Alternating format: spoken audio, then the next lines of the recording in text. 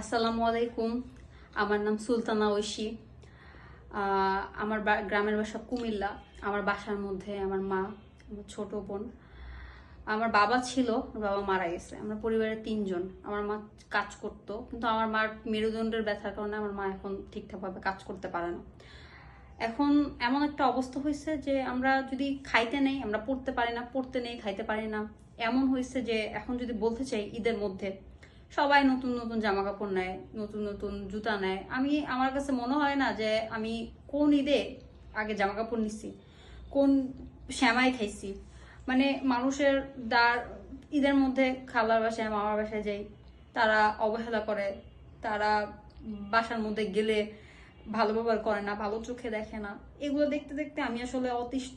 আজকে যদি আমার বাবা থাকতো, হ্যাঁ আমার বাবা যদি সুস্থ থাকতো, আজকে আমার বাবা যদি কাজ করতো, তাহলে কি আমাদের এত কষ্ট করতে হতো?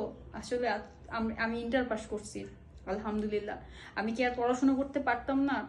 আমার কি ভালো জায়গায় বিয়ে হতো না? আমার ভালো জায়গায় ঠিকই বিয়ে হতো। আজকে আমার বাবা নাই, আজকে আমার টাকা নাই, আজকে আমার অন্য জায়গা থেকে বিয়েও দিতে পারতেছে না। যদি কোনো সম্বন্ধ আসে, এটা চাই ওইটা চাই। আর ফ্রিতে তো কেউ বিয়েও করতে চায় না, উল্টা দিয়ে বিয়ে করতে হয়। আর আমাদের সমাজ এতটাই খারাপ যে আসলে কেউ কারো দায়িত্ব নিতে চায় না। এতবার আসছি, মানুষ বলে হ্যাঁ বিয়ে করব। কত ভাই আছে যে দেশের বাইরে থাকে, হ্যাঁ অনেক টাকা ইনকাম করে, তারাও যৌতুক চায়। হ্যাঁ যৌতুক চায়, প্রতিবেদন আসার পরও কথা বলছি, তারাও যৌতুক চায়। একজন বলছে, আশ্বস্ত দিছে যে না বিয়ে করব, সেও আসলে ঘুরায় ঘুরায় ঘুরায় লাস্টে আমাকে ধোকা দিছে। আর কত ধোকা, আর কত ইয়া। আমি আর নিতে পারতেছি না।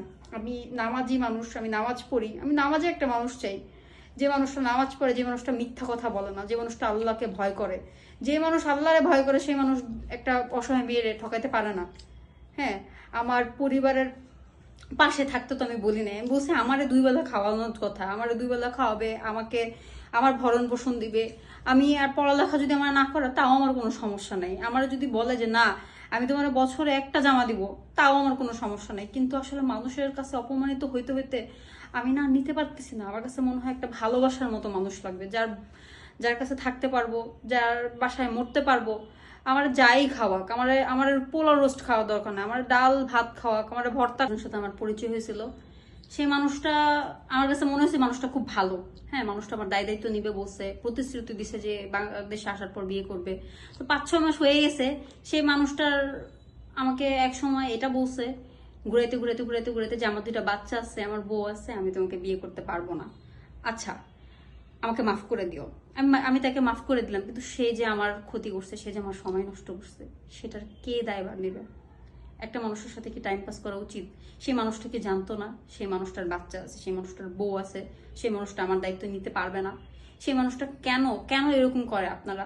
কেন একটা মানুষের গরিব অসহায় মানুষের যা সম্ভব না তা দিয়ে কেন মিথ্যা আশা দেখান আমাদেরকে?